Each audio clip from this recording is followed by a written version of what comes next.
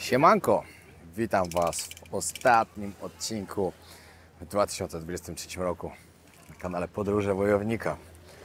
Witam Was z pięknej wyspy Koh Lipe, gdzie nagram dla Was parę fajnych słów. Przede wszystkim na samym początku chciałem Wam wszystkiego dobrego życzyć w kolejnym roku, w roku 2024. Mam nadzieję, że będzie dla Was to wspaniały rok, że osiągniecie dużo sukcesów, zarobicie dużo pieniędzy, że będziecie bardzo zdrowi. Zdrowie miało być na początku, że będziecie zdrowi. Przede wszystkim zdrowie jest najważniejsze. Resztę można ogarnąć. Trochę motywacji, dyscypliny, szczęścia troszkę też. Wszystko razem jak się skumuluje, co naprawdę można osiągnąć bardzo, bardzo dużo. Dlatego każdemu z Was tego życzę. Co mogę powiedzieć na początku? Dziękuję za ten rok. Dziękuję za rok 2023, ponieważ był to najlepszy rok, odkąd prowadzę kanał Podróże Wojownika. Wszystko niesamowicie się rozrasta, wszystko idzie w zawrotnym tempie do przodu i to wszystko dzięki Wam. Dzięki Wam, że oglądacie mój kanał, motywujecie mnie do robienia coraz lepszych vlogów. Oczywiście Grzesiu robi też niesamowitą robotę, Filip robi niesamowitą robotę, Filip robi napisy na tym kanale, żeby osoby, które nie znają polskiego, żeby mogły czytać. Ala, która mi we wszystkim pomaga. No naprawdę z taką ekipą na sam szczyt i z Wami, że chcecie to oglądać, że po prostu wspieracie mnie w tych komentarzach, że subskrybujecie kanał. W samym roku 2023 doszło ponad 100 000 nowych subskrybentów. To jest tak niesamowita liczba. Patrząc na rok wcześniej, było 30 000, czyli ponad 3 razy więcej Was tutaj jest. 30 milionów wyświetleń. To jest tak niesamowita liczba, że po prostu nie spodziewałem się tego. Naprawdę się tego nie spodziewałem, ponieważ w tym roku dokładnie zrobiłem na kanale 100 milionów wyświetleń. Przekroczyłem pewien próg, osiągnąłem coś niesamowitego po prawie 5 latach, a 30 milionów samo było w tym roku. To jest naprawdę cudowne. Cieszę się bardzo, że chcecie oglądać to, jak pokazuję Wam świat, bo bardzo kocham to robić. Dla mnie podróżowanie to jest moje życie po prostu. Robię to, co kocham, zarabiam na tym pieniądze. Coś pięknego, po prostu coś pięknego. Jeśli Waszą pracą jest to coś, co kochacie, jeśli kochacie swoją pracę, to czego chcieć więcej w życiu? Macie pieniądze z czegoś, co byście i tak robili i co daje Wam szczęście. Mega, to jest naprawdę mega. W tym roku było naprawdę wiele niesamowitych przygód, wiele niesamowitych podróży, poznanych ludzi. W samym roku 2023 byłem w ponad 40 krajach. Oczywiście wiele z tych krajów się powtarzało, w których już byłem kiedyś, no ale i tak jednak ta liczba to jest coś niesamowitego. Rok kończę ze 111 krajami odwiedzonymi z ONZ plus 129 z ONZ+. Jeśli ktoś nie wie, co to jest ONZ+, to są kraje, które po prostu są uznawane przez niektóre kraje, ale przez niektóre nie są. I ze względu na to te kraje są tak jakby, ale one nie są w Organizacji Narodów Zjednoczonych. W Organizacji Krajów Zjednoczonych, Organizacji Narodów Zjednoczonych macie 193 kraje. A plus do tego dochodzi jeszcze ONZ+, czyli te kraje dodatkowe, które jest w sumie 235 razem. Także trochę jeszcze na świecie zostało mi do zwiedzenia, do zobaczenia i do pokazania Wam. Na przyszły rok plany już są gotowe. Wiadomo, że każdy plan się zmienia, to jest normalna rzecz, ale jeśli wyjdzie chociaż połowa z tego, co jest zaplanowane, to będzie niesamowity rok. Mam zaplanowane bardzo ciekawe kierunki, niektóre są ekstremalnymi kierunkami, no i niektóre takie, które na pewno Wam się spodobają. Chcę zrobić tak, żeby każda część roku była troszkę inna, żeby było po prostu urozmaicenie, żeby nie było za długo w krajach, które są podobne do siebie, Będę się starał robić coś ciekawego dla Was, pokazywać Wam świat taki, jaki jest naprawdę, nie tylko kolorowy, tak jak niektórzy pokazują. Ja pokażę, jak jest. Tam, gdzie będzie dobrze, będę pokazywał, że jest dobrze. Tam, gdzie nie jest, będę pokazywał, że nie jest. No i taki mam właśnie plan. Myślę, że w przyszłym roku pokażę Wam jakieś 30 nowych krajów. Będzie na pewno Azja, będzie Europa, będzie Afryka i będzie Ameryka Południowa. Do Stanów raczej nie planujemy jechać, chyba że będą to Hawaje, ponieważ jak będę w Ameryce Południowej, w Ameryce Środkowej, są niektóre kraje, do których po prostu Ali nie zabieram, bo ze względu na to, że to jest trochę niebezpieczne. No a z drugiej strony ona też ma swoje plany, chce pojechać sobie na Hawaje, na work and travel, chyba tak to się nazywa. Czyli po prostu jedziecie do kogoś pracować i w zamian możecie gdzieś tam dostać nocleg, jedzenie. I taki jest jej plan, a ja w tym czasie planuję zobaczyć Haiti, Wenezuelę, Honduras i parę takich krajów właśnie, gdzie wolę po prostu pojechać sam. Ze względów bezpieczeństwa i ze względów takich, że lepiej będzie się na pewno nagrywało, jak będę martwił się tylko o siebie. Wiecie jak jest. Ale oczywiście też będzie bardzo wiele krajów, które odwiedzimy wspólnie i będzie też parę hardkorowych krajów, które odwiedzimy wspólnie, które Ala też chce zobaczyć. Także to będzie ciekawe. Będzie dużo podróży wspólnych, że będziemy jechać razem, no ale będą też takie, które będę robił sam. Dobra, teraz jeszcze odpowiem na parę takich pytań, które zadawaliście mi, które w sumie nie wiem, czy gdzieś odpowiadałem już, czy nie, ale po zdobyciu Kilimandżaro, co bardzo, bardzo się cieszę, że to zrobiłem. I pamiętajcie, jak ktoś mówi, że coś się udało komuś, nie można mówić, że się udało. Ktoś po prostu na to zapracował, ktoś ciężko dążył do tego, żeby coś zrobić i tak dalej. I ja nie powiem, że udało mi się zdobyć Kilimandżaro. Ja go zdobyłem. Ja naprawdę walczyłem tam ze swoimi słabościami i to zrobiłem. I padło pytanie, czy w planach mam kiedyś spróbować zdobyć Mount Everest. No to po tym, jak byłem na Everest Base Camp, no to już o tym mówiłem, że to jest mój cel podróżniczy, który na pewno będę chciał kiedyś spełnić, ale wszystko trzeba zrobić z głową, pamiętajcie. Małymi kroczkami do góry. Głupotą by było, jakbym spróbował teraz od razu po takim Kilimandżaro, które nawet miało 6000 metrów, spróbować to wejść szczyt, który ma prawie 9000 metrów, który jest najwyższy na świecie. Na 90% pewnie by się to nie udało, ze względu na to, że nie jestem do tego przygotowany, nie mam umiejętności zdobywania gór. Także małymi kroczkami do góry. Kolejnym szczytem, który chcę zdobyć, jest to Island Peak, który jest też w Nepalu. Jest to szczyt Himalajów. Ma coś 6100, coś około 6200 ma. Także to będzie mój kolejny cel, który chcę po prostu zrobić w maju. No i później coraz wyżej, coraz wyżej, coraz wyżej. I może za parę lat zrobię i zdobędę Mount Everest. Kolejne pytanko, też jest całkiem fajne. Masz jakieś porady, jak zacząć podróżować, wyrwać się z pracy na etacie i zacząć poznawać świat taki, jakim jest? No to jest bardzo dobre pytanie. Czy mam jakieś rady? Najważniejszą radą jest to po prostu, żeby spróbować, żeby się nie bać. Wiele osób boi się tego, że na przykład nie mają wystarczającej ilości pieniędzy, że nagle im zabraknie. Wiadomo, pieniądze są bardzo potrzebne, ale można podróżować bardzo budżetowo. Jak zaczynałem podróżować, to nie miałem pieniędzy. Ja naprawdę nie miałem pieniędzy, nie zarabiałem wtedy z YouTube, ale cisnąłem. Miałem swój cel, cisnąłem, to zrobiłem.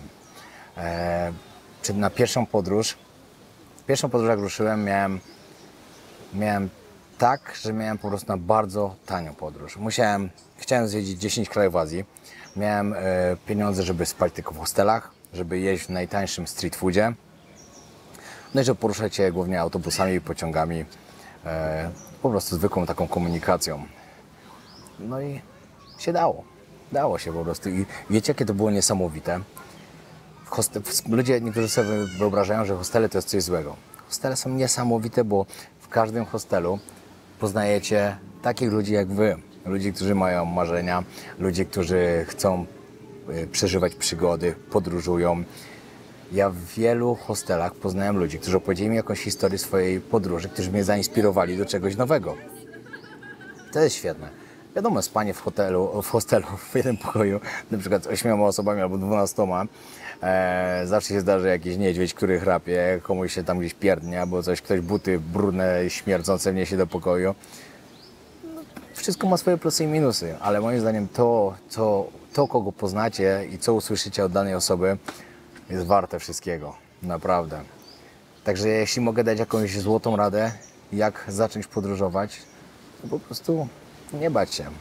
Spakować plecak i zacząć. Nawet od najmniejszej podróży. Nawet po Polsce popodróżować, później po Europie. Chociaż podróżowanie po Europie jest bardzo drogie. Uważam, że najlepszym kierunkiem do podróżowania, najtańszym kierunkiem jest Azja Południowo-Wschodnia. Wiadomo, że trzeba tutaj dolecieć. Ceny biletów są drogie, żeby przejść, ale już na miejscu można podróżować naprawdę bardzo, bardzo tanio. Tylko po prostu trzeba czasem wyjść ze swojej strefy komfortu i po prostu przeżywać przygodę, podróżować. Bo jak się chce podróżować, to już nie są wakacje. Wiele osób mi mówi, że jestem cały czas na wakacjach. Ja nie jestem na wakacjach. Ja podróżuję, ja poznaję świat, ja zwiedzam ten świat i czerpię z niego wszystko, co najlepsze, jak się da. Wiadomo, że w każdym kraju próbuję szukać jak najwięcej pozytywów. Mimo tego, że coś mi się czasem nie podoba, gdzieś coś mi nie smakuje albo coś, i tak staram się szukać pozytywów. Bo jeśli ktoś podróżuje i wszędzie szuka negatywów, to nie ma sensu. Żadnego. Świat jest piękny i trzeba z niego wycisnąć najwięcej, ile się da. Kolejna osoba zapytała, jak myślisz, ile czasu zajmie Ci zwiedzanie wszystkich krajów świata? No to tak, zacznijmy od tego, że może nie zwiedzenie, a odwiedzenie, bo żeby zwiedzić cały kraj, to naprawdę trzeba tam poświęcić dużo czasu. Tak to wygląda. No aktualnie podróżuję tak teraz, że odwiedzam dane kraje i po prostu te, które mnie urzekną, te, które będę chciał zobaczyć ponownie, bardziej poznać, bardziej pozwiedzać, żeby po prostu dużo więcej z nich zaczerpnąć. No to wtedy, jak zobaczę wszystkie, to będę wiedział, do których wracać. Myślę, że odwiedzenie całego świata, odwiedzenie wszystkich krajów, które są, czyli 193 plus te dodatkowe, zajmie mi jeszcze jakieś 3-4 lata, bardziej pewnie 4 lata. No bo nie ma co gadać, jest wiele takich krajów, do których naprawdę jest bardzo ciężko wjechać. Także będzie się trzeba bardziej postarać, no po prostu więcej zapłacić, żeby do nich wjechać. Bo wiadomo, że w wielu krajach pieniądze działają cuda. Chociaż myślę, że w takiej Korei Północnej będzie bardzo, bardzo ciężko wjechać. Dopóki się coś tam nie pozmienia, no to może być ciężko. Wiadomo, odkąd się zaczęło całe gówno na świecie, Korea Północna zamknęła się całkowicie na turystykę. Nie wpuszczają nikogo, znaczy podobno wpuszczają tylko jednych, Rosjan podobno wpuszczają, bo akurat z jednym rozmawiałem, to mówię, że dla nich tam nie ma problemu wjechać, no ale dla nas jako Polaków jest problem. Także będzie trzeba mocno pokombinować, albo poczekać, aż się coś zmieni. Ale myślę, że reszta krajów, do których nie będzie problemu, będę skrupulatnie odwiedzał, będę cały czas podróżował, znaczy nie cały czas, będę podróżował tak dużo, jak tylko się da. Oczywiście czasem też potrzebuję przerwy. No, ale plan jest taki, żeby do 40 zobaczyć cały ten świat. Akurat w przyszłym roku, w koniec lutego, 28 lutego mam swoje 35 urodziny. Także zostanie mi jeszcze 5 lat na to i powinno być zrobione. Także tutaj odpowiem na kolejne pytanie. Kurde no, on to musi trochę kosztować, szczerze mówiąc. Jest takie fajne dołki przy samej plaży. Wszędzie palmy. No, ciekawe jak się nazywa, muszę zaraz gdzieś zobaczyć. Kolejne pytanko. Czy sądziłeś, zaczynając przygodę, że będziesz kiedyś w stanie się z niej utrzymać? Pozdrawiam cieplutko. Czyli pewnie jak zaczynałem przygodę ze swoim kanałem na YouTube, czy sądziłem, że będę mógł się z tego utrzymywać? Powiem Wam szczerze tak. Wiem, że niektórzy o tym słyszeli, niektórzy mogli nie słyszeć. Jak zakładałem kanał na YouTube, byłem totalnie nieświadomy tego, ile można z takiego kanału wyciągnąć, że może być to naprawdę moja główna praca, że nie będę musiał robić nic więcej, będę mógł się poświęcić podróżowaniu i trenowaniu. Jak zakładałem kanał, moim marzeniem było, żeby zarabiać 2000 zł miesięcznie z filmików, żebym po prostu mógł albo sobie opłacić mieszkanie na Phuket, albo mieć na jakąś podróż. I to naprawdę, to było takie prawdziwe marzenie. Z kanału zacząłem utrzymywać się już po jakichś 8 miesiącach. Zrobiłem coś innego niż każdy. Nie był to zwykły kanał podróżniczy, był to kanał połączony ze sztukami walki. Oczywiście cały czas trenuję, tego nie odpuszczam. Myślę, że za parę miesięcy, jak teraz się dobrze przygotuję, będę mógł stoczyć kolejną walkę, gdzie będziecie mogli mnie dopingować. Mam nadzieję, że nie straciłem moich kibiców tutaj po mojej ostatniej porażce, którą przegrałem tak naprawdę z dobrym zawodnikiem. Wojtek miał 100 walk amatorskich, z czego 85 wygranych, bardzo dużo przez nokauty. Także wiem, że ludzie, którzy nie wiedzieli, kim jest Wojtek, mogło się wydawać, że po prostu przegrałem z jakimś amatorem. Wcale tak nie jest. Wojtek wczoraj pokonał też Szuliego, który, wiecie, był zawodnikiem KSW, który też był bardzo dobrym zawodnikiem. No Wojtek jest po prostu dobrym zawodnikiem. W przyszłym roku chcę wziąć z nim rewanż i pokazać, na co mnie stać. Ostatnio po prostu bardzo szybko trafił mnie za ucho, odcięło głowę. Walka skończyła się, jak się skończyła. No i przechodząc dalej. Mój kanał właśnie miał coś innego. Wprowadził właśnie połączenie podróży po świecie z trenowaniem. Dlatego w miarę szybko ten kanał zaczął się wybijać. Bardzo dużo osób mi pomogło. Borys Mańkowski oczywiście, człowiek, który pomógł mi najbardziej na samym początku, za co bardzo dziękuję. No i wtedy było tak, że po 8 miesiącach ruszyłem w podróż pierwszą po Azji. No i było już tak, że wymyśliłem nagle, żeby robić daily vlogi. Nikt tego nie robił na polskim YouTubie z podróżników. Ja pierwszy to zapoczątkowałem. Chciałem zrobić coś, co po prostu ludzi wciągnie w moje podróże, jak najlepszy serial w telewizji. I mi się to udało. Naprawdę mi się to udało. Kanał zaczął szybko się rozwijać. Zacząłem zarabiać pieniądze. Mogłem sobie pozwolić na dalsze podróże. Po powrocie w ogóle z podróży po Azji, 15 krajów, które zwiedzałem wtedy. Wiadomo, Indie wystrzeliły strasznie. Tak w ogóle wczoraj mój odcinek z Indii, po którym tutaj naprawdę bardzo wielu z Was trafiło, czyli o rytuałach na rzeką Ganges w Varanasi, przekroczył 1 000 000 wyświetleń. Jestem niesamowicie szczęśliwy, ponieważ ten odcinek sam do tego dobił. To nie był żaden viral.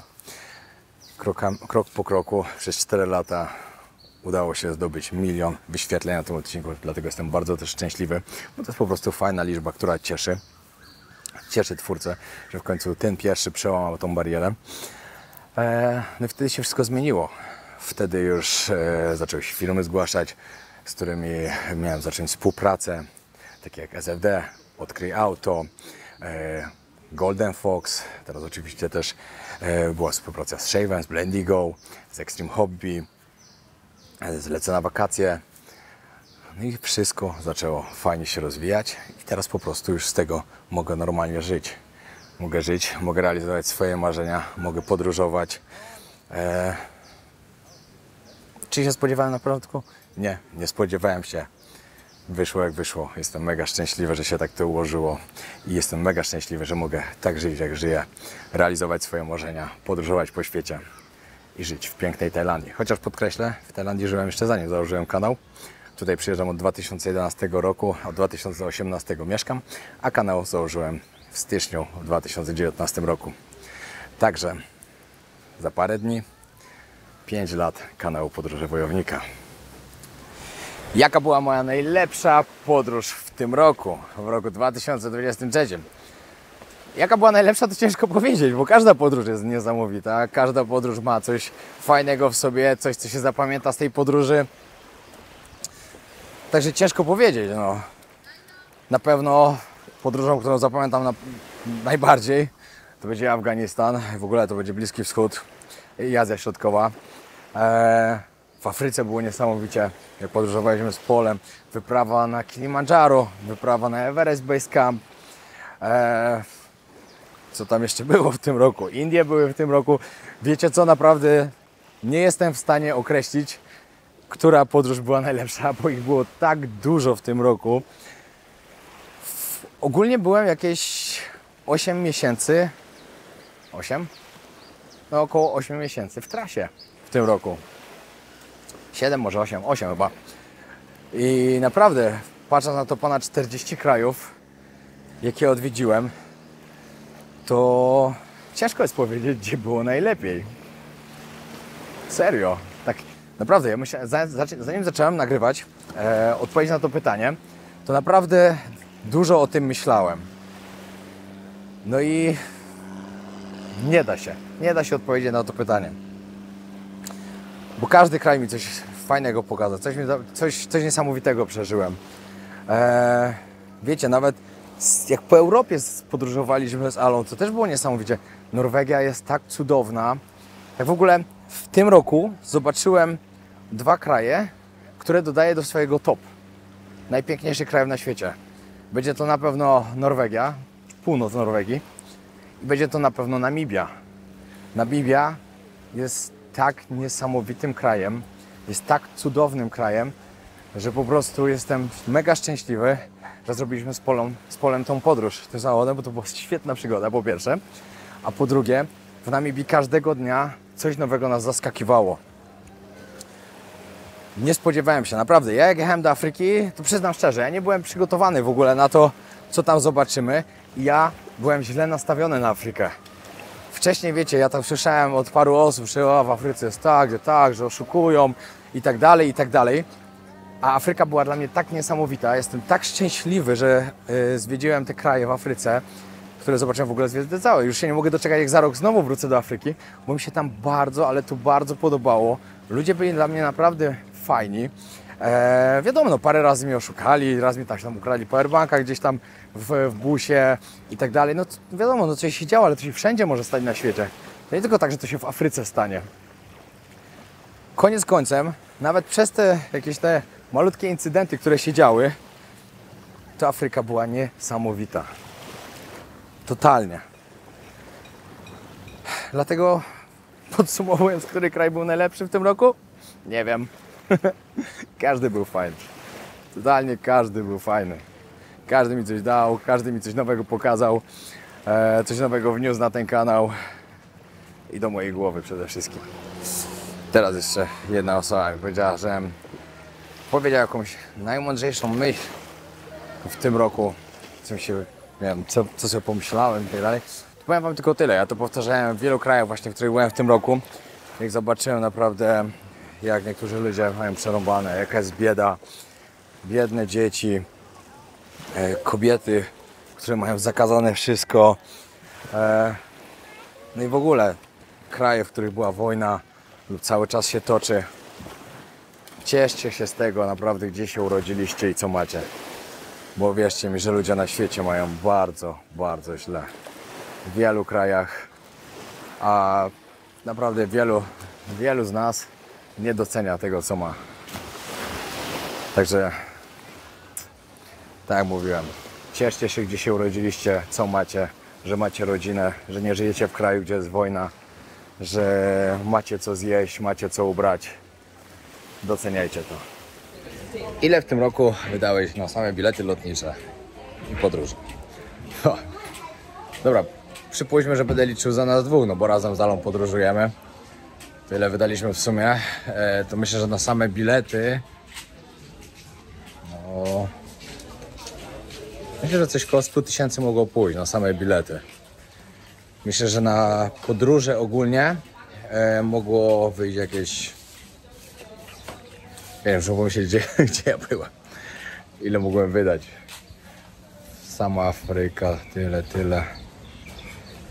Wyprawy. No, myślę, że około 250 do 300 000 złotych mogłem wydać na podróże w tym roku. Nie jest to dokładna cyfra, bo no nie zapisuję tego, ile wydałem, bo po prostu jestem na tym etapie podróżowania i nagrywania filmów, zarabiania na tym, że po prostu no jak trzeba na coś wydać, to wydaję. Wiadomo, że te podróże z czasem są coraz droższe kierunki. Coraz lepsze rzeczy chcę pokazywać. No nie ma co gadać, po 2 latach gówna, które się działo na świecie, wszystko podrożało. Totalnie wszystko podrożało. Bilety lotnicze bardzo podrożały. Wszędzie hotele, jakieś wyjazdy, wycieczki i tak dalej. No wszystko poszło na górę, no i wiadomo, jest też inflacja na całym świecie. Także dużo poszło. Dużo. Wiadomo, kiedyś te podróże miałem dużo tańsze, dużo mniej się wydawało pieniędzy, no ale też można było podróżować do tych tanich krajów, tak tańszych przede wszystkim. A teraz już to dużo więcej wszystko kosztuje, a myślę, że z czasem będzie to jeszcze więcej kosztowało, bo nawet z tych krajów, które chcę zobaczyć w przyszłym roku, to już wiem, że parę mam takich, do których dostać się, po których podróżować, będę musiał zapłacić bardzo dużo pieniędzy. Bardzo dużo. No ale myślę, że koniec końcem i tak się to opłaci. Bo będą to kierunki, których jeszcze nie było na YouTube w Polsce. W ogóle fajnie jest zrobić coś, czego jeszcze nie było. Te kierunki. Wiadomo, że dużo kierunków bardzo się powtarza i bardzo mnie denerwuje, jak ktoś mówi, że jedziesz tu, on tu był, odgapiasz. Hello, mamy jeden świat tylko. Nie da się odgapiać od kogoś, że ktoś powie, a dobra, ja byłem w Tajlandii, to już nie pojedzie, bo ja byłem. Co za bezsens. Wiecie, wszyscy jesteśmy podróżnikami na tym YouTubie podróżniczym w Polsce i każdy ma prawo jechać, gdzie mu się podoba, mimo tego, że jak ktoś tam był, to on może pojechać tydzień później i co z tego? I każdy pokaże i tak wszystko na swój sposób, inaczej. Także ja w ogóle do tego nie podchodzę, że jak gdzieś byłem, to ktoś już tam nie może jechać. Ale lubię odwiedzać kierunki, w których nikt nie był. Znaczy nie może, których nikt nie był, ale których nikt nie nagrywał na YouTube. Także w przyszłym roku będzie parę takich na kanale. Także śledź na bieżąco. Pamiętaj, żeby zostawić subskrypcję, bo brakuje jeszcze tylko paru tysięcy subskrybentów do 400. Zbliżam się do czołówki. I to jest piękne. Konsekwentnie do celu. Najlepsza chwila podczas jakichkolwiek z wypraw w tym roku. Najlepsza? Najlepsza. Nie wiem. Wszystkie były fajne. Ciężko powiedzieć, która była najlepsza, ale mogę powiedzieć na przykład, która była najbardziej ciężka psychicznie. Na pewno był to Afganistan, ale też zauważyłem po czasie, że to też może mój przewodnik mnie po prostu tak nakierował. Ja też dużo czytałem o tym, co się wydarzyło i tak dalej, i tak dalej. I moje nastawienie do tego kraju po prostu było bardzo złe i do tego, co tam się dzieje i tak dalej. No i to był duży błąd, no ale co? Byłem, zobaczyłem, przeżyłem. Spoko. Jeden z takich najbardziej ciężkich fizycznie obciążeń, jakie miałem w tym roku podczas podróży, to na pewno było Kilimandżaro. Na Kilimandżaro popełniłem błąd, za szybko wchodziliśmy, nie zaaklimatyzowałem się dobrze. Naprawdę walczyłem mocno ze swoją psychiką, ze swoimi słabościami, ponieważ wiecie, przy ataku szczytowym, który był zdecydowanie za szybko, jeszcze powinniśmy jakieś 2 dni tam mieć, bolała głowa, wymiotała cię w ciało, wiecie, totalnie odebrało mi wszystkie siły. Powtarzałem sobie w głowie, po co mi to jest w ogóle, po co ja to robię, że ja już nie chcę więcej chodzić po górach, zdobywać szczytów i tak dalej, a to było po prostu załamanie psychiczne, które właśnie pojawiło się przez chorobę wysokościową. Ale wygrałem z tym. Zdobyłem Kilimandżaro i chcę dalej chodzić po górach, mimo tego, że było źle. Ja po prostu wyciągam wnioski. Wiem, gdzie popełniłem błąd i kolejnym razem już postaram się go nie popełniać. Ale to na pewno było dobrze. I ktoś może teraz powiedzieć, że spoko, że on był i on wszedł normalnie, że ktoś w wieku 70 lat wszedł, ktoś bez nogi i tak dalej. No jasne, że tak. Tylko pamiętajcie, że są różne trasy wejścia na Kilimandżaro. My wybraliśmy jedną z najcięższych, żeby mieć fajne wyzwanie, żeby nie było za łatwo. No ale też niestety mieliśmy mało czasu, no i klimatyzacja poszła bardzo źle. Aklimatyzacja poszła bardzo źle i to był nasz błąd. Ale koniec końców był szczyt zdobyty. Mogę sobie wpisać, że zdobyłem Kilimandżaro. Jestem mega szczęśliwy. W przyszłym roku kolejny szczyt, jeszcze wyżej. Pytanko padło, jak planuję sobie poradzić z krajami, do których bardzo ciężko wjechać? Do takich na przykład jak Korea Północna, jak Somalia, jak Czad. No to powiem tak, O Korei Północnej wcześniej mówiłem, że zdecydowanie może to być tylko pod takim warunkiem, że po prostu tą Koreę otworzą dla turystów, no bo inaczej nie da rady, no. Wiecie, to jest kraj, do którego nie można nic kombinować, bo jak tam się już wiedzie jakoś, to już można nie wyjechać. Także to trzeba na pewno uważać. O Somalii bardzo dużo ostatnio myślałem, jak to zrobić i tak dalej. Są ludzie oczywiście, którzy tam normalnie wjeżdżali. Polo nawet na chłopaka, który był tam bez ochrony totalnie. Tylko ten chłopak, wiecie, jest czarnoskóry, także on po prostu, nawet oni nie zauważyli, że nie jest stamtąd, szczerze mówiąc. Rozmawiałem też z kolegą ostatnio, który tam pracował. No to mówi, że to nie jest tak na 100%, że pojedziecie i coś się stanie, ale jest bardzo wysoko prawdopodobne. I to ktoś, kto, wiecie, pracował w takiej organizacji, że no wiedzą, jak to wygląda. Wiem, że można załatwić tam wjazd. Trzeba sobie wynająć 3 ochroniarzy z karabinami oczywiście. No i oni po prostu z wami tam wszędzie są. Nie jest to podobno tajna sprawa, ale jeśli dokładnie dogram to, jak to ma wyglądać, no to tam pojadę po prostu. Ja, tak jak wam powiedziałem, chcę odwiedzić każdy kraj na świecie. I te ciężkie też będę odwiedzał na pewno, bo trzeba to robić. Ponieważ to też daje z drugiej strony, jak wam to powiedzieć, łatwe kraje się łatwo odwiedza, a te ciężkie to już jest taki challenge. I ja niestety już w głowie mam coś takiego wbite, że ja też lubię te ciężkie kraje odwiedzać. Te, gdzie po prostu jadę i pojawia się stres. Wiem, że to dla niektórych jest głupie i ktoś mnie może teraz hejtować, że to jest niebezpieczne, ale niestety już tak mam w głowie, że nie chcę cały czas tylko tego, co jest łatwe. Chcę też takie, gdzie no, że trzeba się czasem zastanowić, co się robi, gdzie się robi, żeby troszkę było trudniej tam wjechać i tak dalej. I to jest, no i to daje taką adrenalinkę, no. Niestety, no tak to wygląda. Dlatego do Somalii też będę kombinował, jak wjechać i wam pokażę. Wiecie, do Somalilandu, do kraju, który tak naprawdę nie jest uznawany przez ONZ, ale on leży w samej Somalii, można bez problemu wjechać, z tym nie ma problemu. Tam się nic kompletnie nie dzieje, no ale Somalia to już inna bajka. Teraz jeszcze padło pytanie takie ogólne, dla kogoś, kto podróżuje, dla kogoś, kto śpi w hostelach, a na przykład nie, chciałby spać w hostelach, a nigdy nie spał. Co robi się z rzeczami, co robi się z paszportem? Wiadomo, że nikt tego nie ukradł, chociaż nigdy w życiu mi się nie zdarzyło, żeby cokolwiek mi w hostelu zginęło. Pamiętajcie, że w hostelu śpią tacy ludzie jak wy.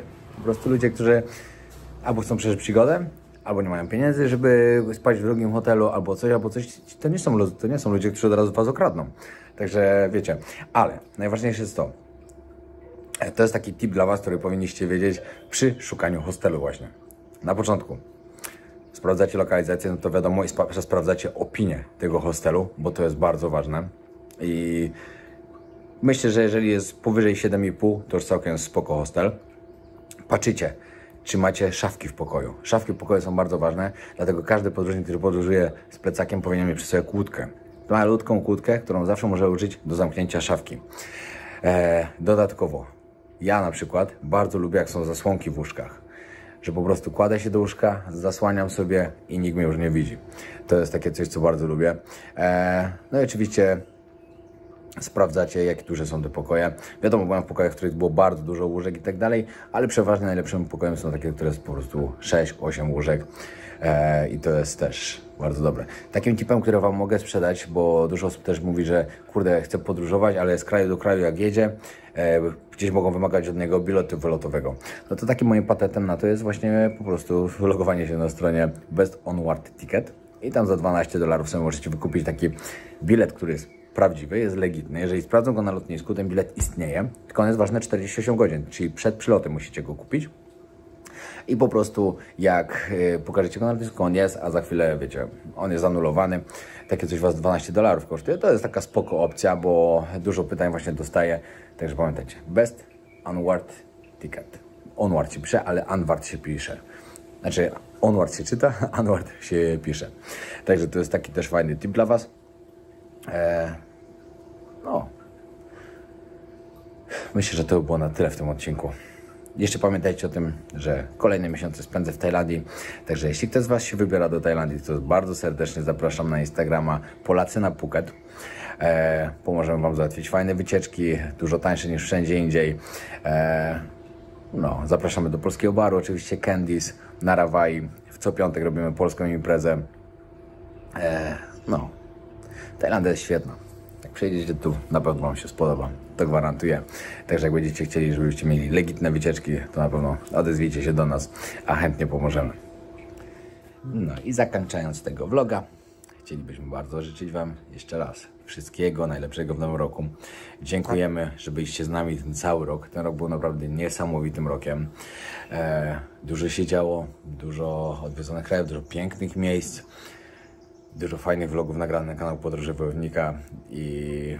Ale tu mieliśmy składać życzenia, a nie podsumowania, więc chcielibyśmy życzyć Wam wszystkiego co najlepsze na nowy rok, żeby ten kolejny rok był jeszcze lepszy od poprzedniego. I bądźcie z nami, śledźcie nasze podróże i bardzo Wam dziękujemy, że jesteście. Dokładnie tak. Pozdrawiamy serdecznie i zapraszamy Was na ten kanał w przyszłym roku. Tak jest. Do zobaczenia. Nie wiem, kiedy będzie pierwszy vlog, to się okaże. Tak jak Wam mówiłem, styczeń będzie na początku troszkę Tajlandii, ponieważ zaczynamy obóz. Następnie polecimy do Kambodży. Polecę ja już później do Malezji, do Brunei. No wrócę tutaj. I tak będziemy robić tak, żeby coś się działo na tym kanale, żebyście się nie nudzili. Także pozdrawiam serdecznie. Pamiętajcie o subskrypcji. Lecimy dalej w nowy rok. Pozdrawiam.